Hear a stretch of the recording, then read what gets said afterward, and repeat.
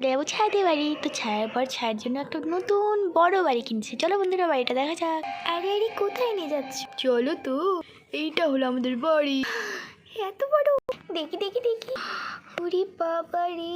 এই শোনো, হ্যাঁ হ্যাঁ বলো। ভেতরে চলো না নিয়ে। হ্যাঁ হ্যাঁ চলো ভিতরে ঢুকো। ওয়াও, এই রুমটা কত সুন্দর! এখনো তো অনেক কাজ বাকি আছে। বা, আচ্ছা এতগুলো টাকা কোথা থেকে পেলে গো? এতদিন ধরে আমি জমাইছিলাম। চলো চলো ওদিকে বাড়িটা দেখবো। আরে চলো চলো, আরে আরে এইদিকে এসো। ওই দে মা। আরে আমার বৌমা নাকি? আরে বৌমা, হ্যাঁ হ্যাঁ মা, এসো এসো ভিতরে এসো, বসো। আচ্ছা মা, আগে বাড়িটা তো ঘুরে দেখি। হ্যাঁ হ্যাঁ দেখো দেখো, এটা হলো আমাদের ডাইনিং প্লেসেস। হ্যাঁ হ্যাঁ এখনো পুরোপুরিভাবে সম্পূর্ণ হয়নি বাড়িটা। কিছু ওয়ালপেপারও লাগানো রয়েছে, ওই যে ঘুড়ি লাগিয়েছি। ডাইনিং প্লেসেস রং টং করা হয়েছে, আস্তে আস্তে করছি। আমার বৌমা তো ভারী সুন্দর হয়ে গেছে দেখতে, কতদিন পর দেখছি।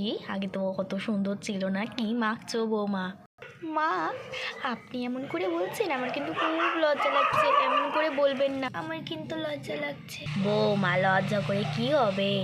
এটা তো শাশুড়ি মায়ের বাড়ি, নিজের বাড়ি ঘুরো ফিরে দেখো। অনেক দিন থেকে টাকা জমাইছিল ছেলে, 5 বছর বয়স থেকে, মানে আর কি 5 বছর থেকে। আচ্ছা আচ্ছা, উপরে রুম রয়েছে না? হ্যাঁ হ্যাঁ চলো চলো।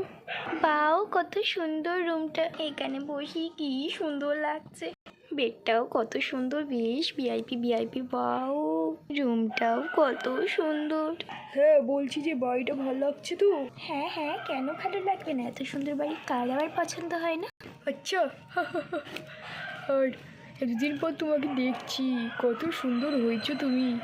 তুমি এখন আমার নজর লাগাচ্ছ মায়ের মতো। আর চলে এসো, তোমার চাকরি অ্যাপ্লাই করছিলে যে চাকরি হয়েছে। ও হ্যাঁ, আমি তো এত সুন্দর বাড়ি দেখে তো ভুলেই গেছিলাম যে আমি তো চাকরি পেয়ে গেছি।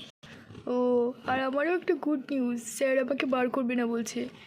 মানে আমাকে বলছে আমি যেহেতু প্রমোশন পেয়েছি, মানে আমি একটা কাজে বোনাস পেয়েছি, তাই আমাকে এখন কাজ থেকে আর বার করবে না। এখন একদম 60 বছর অবধি কাজ চলবে। এটা তো আরও খুশির ব্যাপার। কত টাকা তাহলে হবে? আমার মাসের এই 30,000 মাসের ইনকাম। আর তোমার কত যেন?